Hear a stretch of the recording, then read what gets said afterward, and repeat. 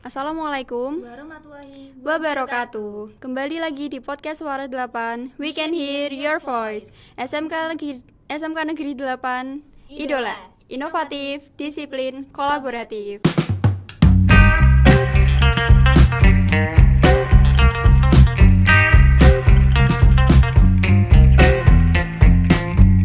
We can hear your voice.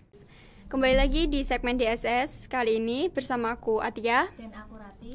Hari ini kita akan membahas tentang adab dan sopan santun. Oke, sebelum masuk ke tema adab dan sopan santun, kita akan sedikit ngasih tahu apa itu adab dan sopan santun. Ya kan Rati? Iya. Apa itu? Adab dan sopan santun tuh apa sih? Nah, adab dan sopan santun itu secara bahasa pengertiannya itu sebuah akhlak mulia dalam bentuk tingkah laku, tabiat ataupun norma. Adab juga berasal dari bahasa Arab yang artinya pendidikan atau mendidik. Sedangkan menurut bahasa Yunani, adab artinya norma atau kebiasaan. Nah, sekarang kita langsung masuk ke inti temanya nih ya. Iya. Mungkin kalian udah penasaran nih sama siapa kali ini kita. Narasumber kita kali ini adalah Pak Tolha. Beliau adalah salah satu guru agama di SMK Negeri 8 Semarang. Mungkin Pak Tolha bisa memperkenalkan diri dulu ke teman-teman. Oke, terima kasih Atia dan Ratih. Assalamualaikum warahmatullahi wabarakatuh. Waalaikumsalam warahmatullahi wabarakatuh. Alhamdulillah wassalatu wassalamu ala rasulillah Muhammad ibni Abdillah la haula wa la quwata illa billah amma ba'd. Anak-anak yang saya sayangi dan saya banggakan, pada kesempatan ini sebelum kita membahas lebih jauh tentang etika atau adab sopan santun, perkenalkan dahulu, barangkali ada yang belum kenal. Ya, nama Muhammad Tolha, kemudian rumah di daerah Gunung Indah, ya daerah banjir sana ya. Kemudian istri 1, anak 2, perempuan semua. Yang pertama kuliah di Undip, ambil sastra Jepang. Kemudian yang nomor 2 itu kuliah di UT, ambil teknik lingkungan sambil bekerja di perusahaan kontraktor. Gitu aja. Nah, Pak Tolha, tema kita hari ini kan ada tentang adab dan sopan santun. Tadi kan saya sudah menjelaskan sedikit tentang pengertian adab dan sopan santun itu apa kan. Nah, menurut Pak Tolha sendiri, penting nggak sih adab dan sopan santun itu diajarkan sejak masih kecil gitu ke anak-anak? Ya, kalau menurut Pak Tolha sangat penting, ya sangat penting. Kenapa? Karena setidaknya ada 2 hal. Yang pertama, ya Nabi diutus ke muka bumi ini oleh Allah, tiada lain itu untuk menyempurnakan akhlak. Ya, innama bu'itsu liutammima makarimal akhlak. Ya, ini artinya bahwa akhlak ini merupakan prioritas utama. Ya, merupakan prioritas utama. Apabila seseorang itu akhlaknya itu baik, maka apa? Yang lainnya itu akan mengikuti baik. Ya, sehingga apa? Kalau akhlaknya baik, tidak ada yang namanya maaf ya, akan ngomong kata yang kotor, apalagi bullying, kemudian mencuri, merampok dan sebagainya, tidak ada. Karena apa? Akhlaknya sudah baik. Ya, akhlaknya sudah baik, sehingga itu tidak ada. Nah, itu yang kedua, kenapa perlu diajarkan sejak dini? Karena usia dini, tepatnya yaitu usia 0 sampai dengan 5 tahun, itu yang sering kita kenal dengan namanya golden age. Tahu ya artinya apa? Apa itu Pak? Golden apa age? Ayo? Golden age, usia emas. Usia emas ya. Jadi usia emas. Ini artinya bahwa pada usia emas ini 80% daripada otaknya itu memiliki kemampuan yang maksimal. Ya, memiliki kemampuan yang maksimal. Untuk apa? Yaitu untuk menerima semua yang dia ajarkan atau yang dia lihat dan dia dengar. Ya, termasuk juga di dalamnya adalah adab atau sopan santun. Ya, ketika masih kecil kok biasanya ya diajarkan mau makan, kemudian cuci tangan, kemudian berdoa, itu kan adab ya. Kemudian masuk rumah suruh salam assalamualaikum. Nah, seperti itu adab. Demikian juga mau pergi keluar rumah diajarkan suruh pamit dulu. Ya meskipun dekat. Adik mau pergi ke warung misalnya, itu adab. Dari sekarang, dari kecil itu sudah diajarkan.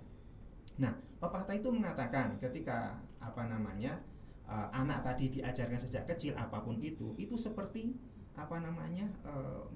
mengukir ya, mengukir di atas batu. Sehingga apa? Kalau mengukir di atas batu, bekasnya itu akan terlihat sampai lama, ya sampai tua nanti akan terlihat. Beda dengan belajar kalau sudah tua.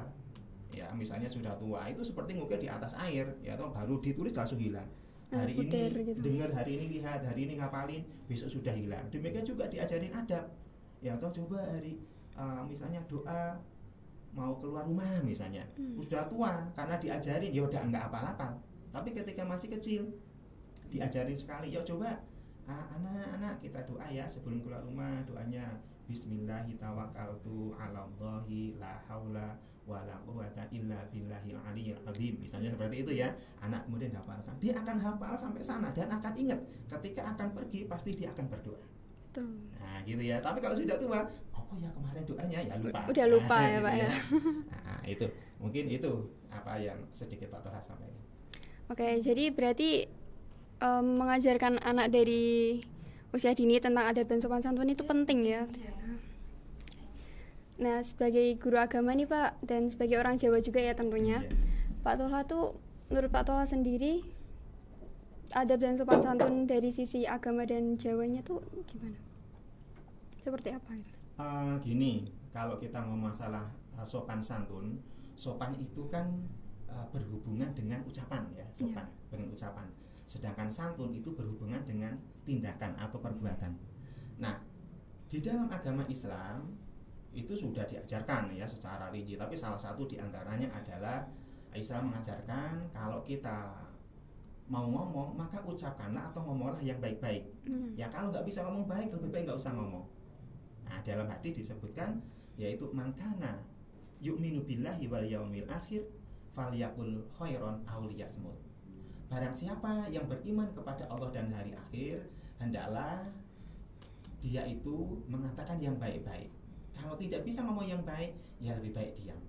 Ini yang pertama ya. Nah, sehingga ketika kita itu akan ngomong, itu kita akan mikir dulu, ini baik apa enggak ya.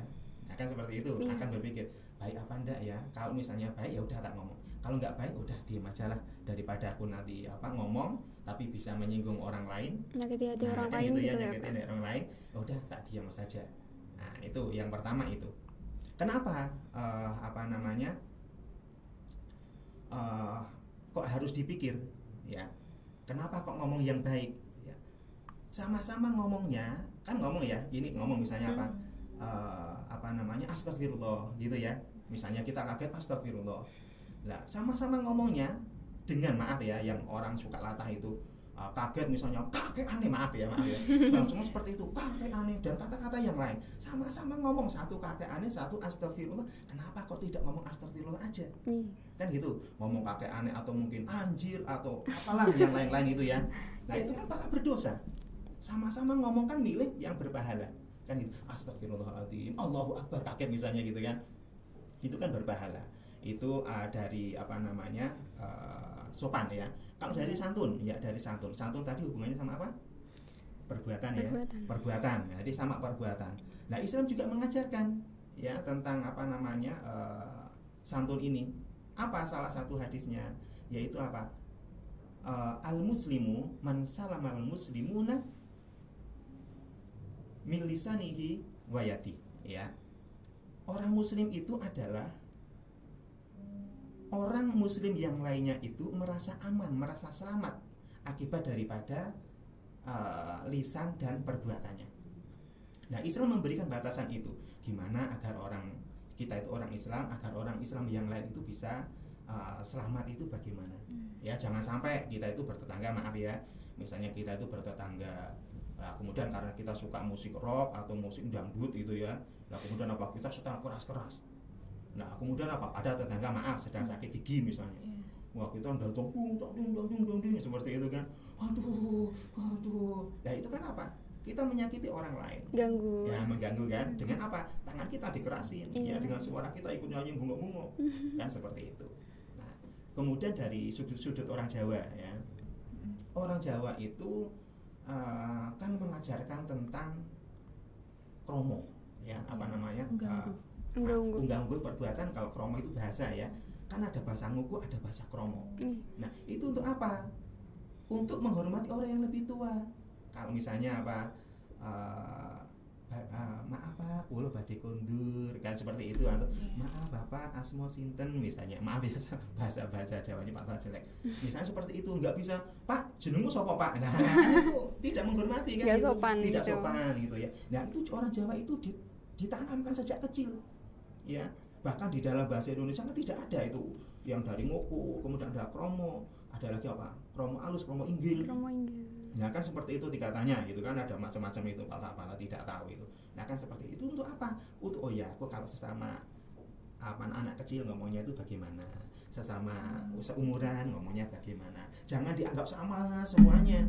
Pak kue ndi Pak? Nah itu kan sering, maaf ya, kan itu banyak Pak beberapa atau sering dengar lah anak-anak itu, Pak arep ndi Pak kue Pak?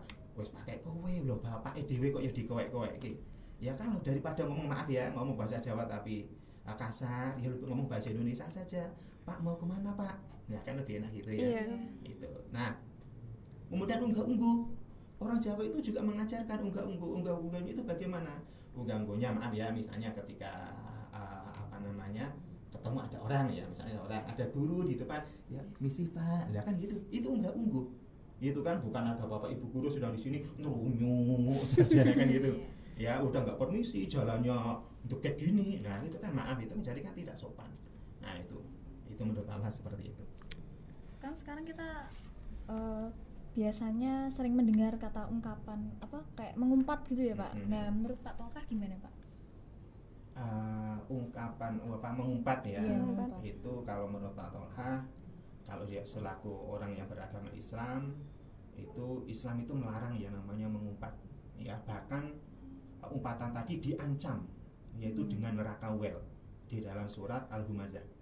A'udzubillahi minasyaitonirrajim. Wailul likulli humazatil lumazah. Well, ya well itu neraka well. Kalau sering kita terjemahkan yaitu dengan celaka lah. Nah, siapa yang celaka? Yaitu celaka bagi orang yang mencela dan mengumpat. Ya dia itu akan celaka. Ya siapa yang suka mencela dan mengumpat? Yaitu Pak Toha menggunakan bahasa apa? Menurut bahasa ini aja ya, bukan tafsir dari ayat apa namanya Al-Humazah, bukan ya, karena nanti akan berbeda. Nah, jadi kita itu mengumpat, misalnya apa tadi Pak Toha sudah ngasih konsul depan, sering ya kita dengar teman-teman kita, ini dah anjir ninggal, nah, anjir ninggal gitu aja pakai ngomong anjir. Anjir itu kan, maaf ya, pelesetan dari kata anjing, maaf ya, anjing kemudian menjadi anjir biar waktu halus, tapi maksudnya kan jelek. Ya maksud konsolnya sendiri dipancing anjing. Nah itu kan, maaf ya, kalau dia itu maaf belum nggak pernah biasa dengar kata itu, nggak suka guyon, orangnya serius, kan bikin sakit hati. Ya, bikin sakit hati. Padahal Abu Hurairah itu apa namanya meriwayatkan ya, ancaman orang yang pernah mengumpat. Nah, itu. Bagaimana? Barang siapa yang selama hidupnya itu pernah mengumpat satu kali saja, satu kali. Ya. Maka dia akan mendapatkan siksa sebanyak 10 macam. Loh, bayangin, satu kali pernah mengumpat tadi ya, misalnya ngomong anjir atau mungkin maaf kata-kata yang lain, satu kali itu mendapatkan 10 macam siksaan. Ya, yang pertama apa? Yang pertama jauh dari rahmat Allah. Nggak usah Pak berikan ya, jauh dari rahmat Allah biar cepat. Yang kedua itu malaikat tidak mau mendekat. Ya nggak mau mendekat kepada dirinya, nggak mau. Yang ketiga sakit yang amat ketika sakaratul maut, mau mati, wah merasa sakit yang amat. Ya beda mungkin sama orang-orang yang biasa sakit ya sakit, ya tapi tidak amat seperti orang yang suka mengumpat-umpat. Yang kemudian yang keempat itu adalah dekat dengan neraka, ya dekat dengan neraka. Kemudian yang kelima lawannya berarti jauh dari surga. Kemudian yang keenam itu dahsyat siksa kuburnya. Ya siksa kuburnya itu lebih dahsyat kalau misalnya orang-orang, maaf ya, misalnya orang yang udah sama-sama tidak sholat tapi maaf yang satunya juga nggak sholat tapi suka mengumpat, maka ini lebih dahsyat daripada yang tidak sholat tapi tidak pernah mengumpat. Nah itu. Kemudian yang ketujuh amal baiknya itu akan dihapus. Ya, yang kedelapan ruh Nabi Muhammad itu merasa sakit akibat ulah atau umpatan daripada orang itu. Dari umatnya gitu ya. Dari umatnya gitu. Merasa sakit dia. Nah kan kita kasihan, Nabi orang yang sangat sayang kepada umatnya kok malah disakiti. Iya. Gitu ya. Kemudian yang 9, Allah itu akan murka. Dan yang ke-10, ia akan menjadi orang yang pailit. Tahu pailit enggak? Apa itu, Pak? Pailit itu bangkrut. Nanti pada kiamat nanti menjadi orang yang bangkrut. Amalnya banyak gitu ya. Dampak banyak, atau mungkin sholat, haji, puasa dan sebagainya, tapi suka mengumpat, ya memaki, ya. Maka apa? Nanti orang yang diumpat, yang dimaki tadi itu kan akan menuntut. Iya. Dulu kamu tuh bilang-bilang anjing ke saya, maki-maki ke saya. Maka tidak terima ketika dia akan masuk surga. Nah, kemudian apa pahalanya kan dikurangi. Nggak sampai habis, begitu sudah habis masih ada orang yang merasa tidak terima lagi. Kemudian apa? Dosa orang ini tadi karena tadi sudah habis pahalanya, dosa ini tadi akan ditimpakan ke orang ini tadi. Sehingga apa? Nah, dia pahalanya hilang, malah mendapatkan Dosa dosa. bertambah. Itu namanya rugi orang yang baik. Itu dari Patoha. Oke, semoga kita semua dijauhkan dari adab-adab itu ya. Amin. Berarti kan umpatan itu kan berhubungan sama adab dan sopan santun tadi ya, Pak ya? Iya. Ya, umpatan tadi erat hubungannya ya dengan adab sopan santun. Ya. Kenapa? Karena ketika kita itu mengumpat, itu kan berarti menyakiti orang lain. Ketika kita menyakiti orang lain, berarti kan di situ kita tidak ada sopan santunnya. Iya. Kan gitu ya?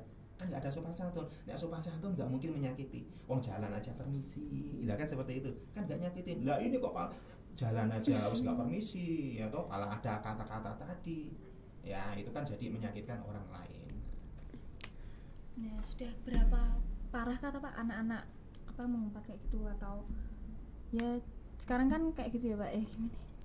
Kayak mulai dari Iya. anak SD bahkan sekarang Iya. udah mengumpat kayak gitu, ngomong yang maaf anjir. Iya. Ya, maaf ya kalau menurut Pak Tolha ya dibilang parah ya parah. Tapi tidak masuk atau belum masuk kepada kronis. Ya, parah tapi tidak kronis. Artinya apa? Menggunakan bahasa kasar atau umpatan atau cacian atau sejenisnya ya, yang sejenis dari itu.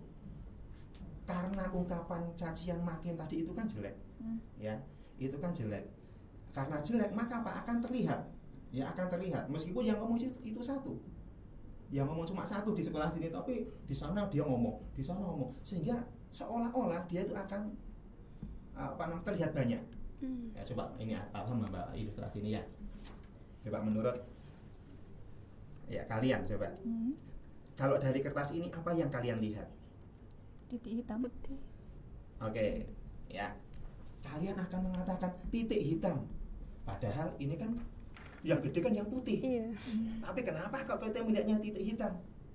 Titik hitam itu yang jelek, maaf ya, Pak Tolha katakan itu yang jelek, ya, itu jelek. Tapi apa? Justru yang terlihat itu malah yang hitam, bukan apa yang putihnya. Itu. Ya demikian juga kejelekan ya, kejelekan.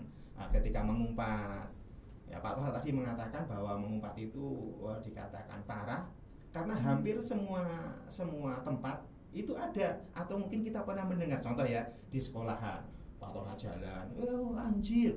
Nah, itu kan umpatan di sekolah itu. Ya ada seperti itu. Kalau kamu ngomong gitu, maaf Pak. Ya kan seperti itu ya. Kemudian apa di jalan?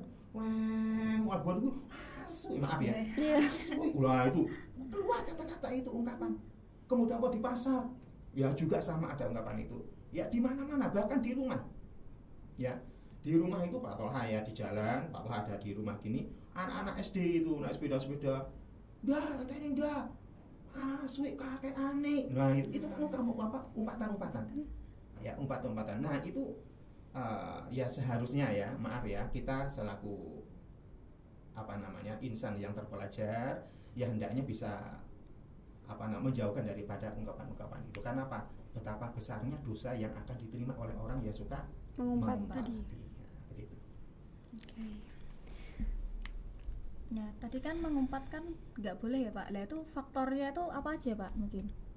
Dari Ini seseorang itu kan dipengaruhi oleh apa yang dia lihat dan apa yang dia dengar. Jadi kita itu kumpulan dari apa yang kita lihat dan apa yang kita dengar. Sepakat nggak? Sepakat. Kita lihat, nonton, kita meniru, ada artis kita meniru. Dari dengar, kayak seperti ini Pak Tolha ngomong seperti ini, kalian mendengar, oh baik dilaksanakan, nggak baik tidak dilaksanakan, kan seperti itu. Nah, setidaknya itu ada 3 faktor yang mempengaruhi terhadap seseorang. Yang pertama itu adalah faktor lingkungan keluarga. Ya, faktor lingkungan keluarga. Bagaimana seseorang itu di dalam keluarganya? Oh, maaf, ternyata keluarganya itu suka miso-miso, maka dia akan meniru. Dia akan meniru. Ya, maaf, dulu Pak Toha itu pernah ngajar TK. Ya, pernah mengajar TK. Kemudian ada muridnya itu naik di atas meja. Langsung Pak Toha turun, ayo Nang, turun Nang. Apa yang dilakukan anak tadi? Cuk, Pak Toha diludahi. Astagfirullah. Diludahi sini. Aduh, langsung Pak Toha bilang sama bu gurunya, Bu Guru, anak lanang nakal. Loh kenapa Pak? Pak Toha diludahi. Mboten pareng ya, mboten pareng. Nah, itu seperti itu. Pak Toha tanya, begitu dia turun kan, kenapa kamu meludahi Pak Toha? Dia diam, mungkin merasa takut kan? Iya. Apa kamu di rumah suka diludahi? Siapa yang suka meludahi kamu? Bapak atau ibu atau kakak atau adik atau siapa? Bapak. Ternyata bapaknya. Loh itu, dia akan meniru. Yaitu dari lingkungan keluarga ya, dari ucapan maupun perbuatan akan ditiru oleh anak. Nah, kemudian apa? Yang kedua itu adalah faktor lingkungan masyarakatnya. Nah, bagaimana masyarakatnya? Nah, kalau misalnya masyarakatnya ya, masyarakat yang biasa agamis ya, berdoa ke masjid, maka dia akan meniru. Oh iya, ini masyarakat ke masjid ini, dia ke masjid. Masyarakatnya suka gotong royong, suka membantu, dia akan meniru. Demikian juga yang jelek.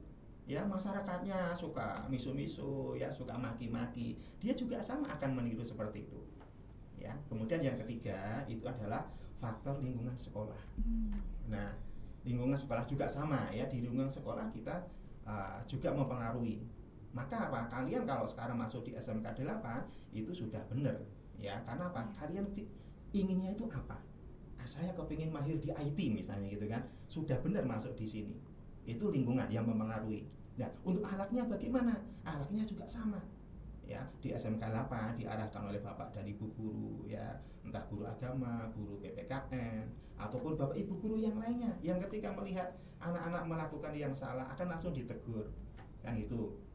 Ngomong kata-kata yang kasar, kok Bapak Ibu guru tahu langsung ditegur. Nah, itu seperti itu. Oke, mungkin 3 itu poin untuk faktor-faktornya. Berarti lingkungan itu ngaruh banget sama adab dan sopan santun gitu ya Pak? Iya, sangat-sangat. Nah berarti pinter-pinter milih circle tuh biasanya kan ada circle yang suka main-main keluar gitu, terus suka apa ya bahasanya, suka Ya pokoknya pinter-pinter terus kayak misalnya negatif, circle-nya negatif ya dijauhin aja, ditinggalin aja, cari circle yang lain gitu, yang membawa positif gitu. Oke, mungkin ada tips nggak Pak buat anak muda gitu yang nggak gampang terpengaruh gitu Pak? Mungkin menurut Pak Toha ya, mungkin nanti bisa salah juga, mungkin bisa kurang. Menurut Pak Toha setidaknya ada 3 tips yang bisa diterapkan di dalam kehidupan kita selaku pelajar, selaku anak remaja ya, biar tidak mudah terpengaruh. Yang pertama ya, sama-sama ngomongnya, tadi depan sudah Pak Toha sampaikan, sama-sama ngomongnya, ngomonglah yang baik-baik. Kenapa? Karena ucapan kita, perbuatan kita itu akan dimintai pertanggungjawaban nanti pada hari kiamat nanti. Di akhirat nanti. Iya, ya pada ngomongnya kok. Ya, ngomong sing baik aja lah. Biar ketika kita dimintai pertanggungjawaban, kenapa kok ngomong baik? Nggak ada masalah. Tapi ketika ngomong yang jelek, nah kita dimintai pertanggungjawaban, bingung.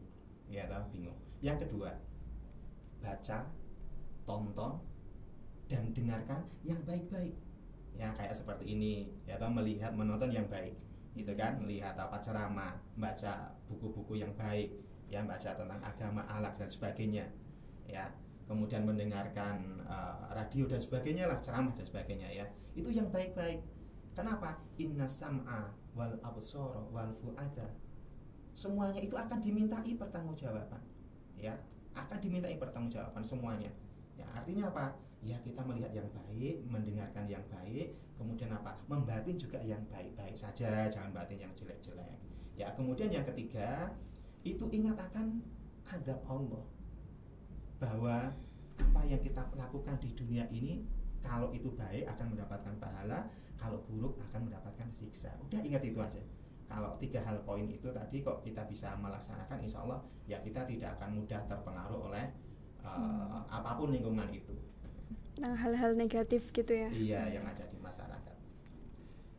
Nah, biasanya kan sekarang kan anak-anak muda itu kan ngomong-ngomong kasar kayak gitu kan biar kelihatan kayak wah gaul gitu, keren gitu. Nah, menurut Pak Tolha sendiri gimana caranya biar anak-anak muda itu bisa kelihatan gaul tapi tanpa harus meninggalkan adab dan sopan santun itu loh, tanpa ngomong kasar gitu. Nah, kalau menurut Pak Tolha, yang pertama pelajari agama, ya. Kenapa? Karena di dalamnya agama itu mengajarkan tentang sopan santun. Semua agama, ya. Kalau kita Islam ya pelajari agama Islam. Kalau yang Nasrani, yang Kristen, Katolik, Hindu, Buddha, ya pelajari agama kalian masing-masing. Ya, karena di dalamnya nggak ada satu agama pun di dunia ini yang mengajarkan misalnya kamu suruh mencuri, kamu suruh berani sama orang tua, kamu suruh maki-maki, nggak ada. Semuanya mengajarkan kebaikan. Nah, itu ya, mengajarkan kebaikan. Yang pertama adalah pelajari yaitu agama. Yang kedua, ikuti apa yang diajarkan oleh Rasulullah. Rasul itu mengajarkan apa? Ikutin. Ya, ikutin yang diajarkan itu. Rasul mengajarkan semuanya, tuntunan sudah ada di dalam hadis dan Al-Quran. Itu ikutin aja. Ya, mau masuk rumah, suruh salam dulu. Bagaimana ada bertamu, ya toh, nggak boleh ngintip-ngintip ke dalam, ngintip-ngintip seperti ini, tidak boleh. Tidak boleh kita tok-tok menghadap ke tamu gini, tapi apa? Ketok pintu menghadapnya membelakangi tamu, membelakangi pintu. Itu salah satu di antaranya. Itu ada semuanya. Oh, bagaimana ketika bersin aja di dalam Islam diajarin, kan gitu. Wajib.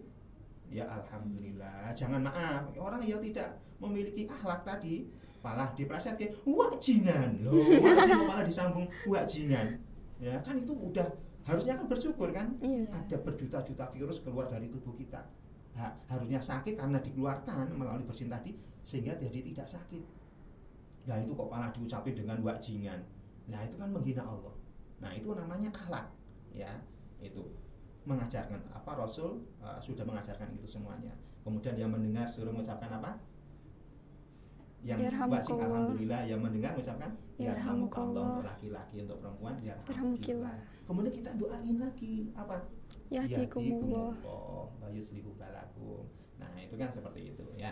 Kemudian insya Allah apabila kita menerapkan 2 poin itu aja, nggak usah banyak-banyak. Insya Allah kita itu akan selamat dunia dan akhirat. Amin. Gaul itu, ya maaf ya, gaul itu bukan berarti kita itu keluar daripada norma-norma agama, bukan, ya. Tapi gaul itu adalah kita itu bisa berinteraksi dengan orang lain, ya, dengan orang lain itu dengan memberikan kesejukan, ya, tanpa menyakiti orang lain. Nah, itu gaul. Ya, ngomong dengan siapa yang diajak ngomong adem, tenang, tanpa menyakiti orang lain, itu namanya gaul. Nyaman gitu. Nyaman, iya. Oke, kalau untuk pesan, ya Pak Tolha ada 3 pesan, ya 3 pesan aja, nggak usah banyak-banyak. Yang pertama, taatilah orang tua kalian, bapak ibu guru, ustadz kiai. Ya, nasihatnya itu apa? Selama itu baik maka taati. Ya, kalau memang tidak baik jangan. Tinggalkan. Misalnya menyuruh yang jelek jangan. Nah, itu. Kemudian yang kedua itu adalah hormati orang yang lebih tua daripada kalian. Entah itu tua umurnya, entah tua jabatannya, wajib kita untuk menghormati. Meskipun dia lebih muda, bisa jadi dia jabatannya lebih tinggi dari kita, tapi apa? Umurnya lebih muda, maka kita wajib untuk menghormatinya. Hargai sesama, ya, sesama teman seperti ini kan. Ya, kita jangan meremehkan, gitu aja, enggak boleh. Kita hargai. Oh iya bagus, misalnya seperti support itu, ya. gitu. Nah, gitu betul. Nah, kemudian cintai orang yang lebih muda daripada kita. Yang ketiga itu adalah dekatkan diri kita kepada Allah. Ya, dengan cara bagaimana? Dengan cara melaksanakan semua perintah-perintahnya semampu kita. Ya, semampu kita, dan meninggalkan larangan-larangannya semampu kita. Karena apa? La yukallifullahu nafsan illa wus'aha. Ya, Allah tidak membebani seseorang kecuali atas dasar kemampuan. Itu aja dari Pak Tolha. Oke, mungkin kesimpulannya adab dan sopan santun itu harus kita biasakan sejak kecil ya teman-teman, agar kita tuh hidup bahagia, hidup tenang, nyaman gitu. Oke, udah banyak ngobrol hari ini kita sama Pak Tolha. Terima kasih kepada Pak Tolha yang udah hadir di segmen DSS kali ini. Semoga kedepannya sukses, pekerjaannya lancar, dan semoga teman-teman juga bisa mengambil inspirasi, motivasi dari penjelasan Pak Tolha kali ini. Oke. Oke, sebelum kita tutup ada quotes nih bahasa Inggris yang isinya learn manners before knowledge because knowledge without manners will only make you arrogant. Artinya apa tuh? Artinya itu belajarlah adab sebelum ilmu, sebab ilmu tanpa adab akan membuatmu sombong. Oh, keren. Oke. Tetap pantengin terus podcast Suara 8 karena kita akan membuat konten-konten yang menarik di setiap minggunya. Tetap jaga kesehatan, tetap patuhi protokol kesehatan juga. Sebelum itu kita salam idola dulu ya Pak ya. SMK Negeri 8 Semarang, idola. Inovatif, disiplin, kolaboratif. Terima kasih. Wassalamualaikum warahmatullahi wabarakatuh. Waalaikumsalam.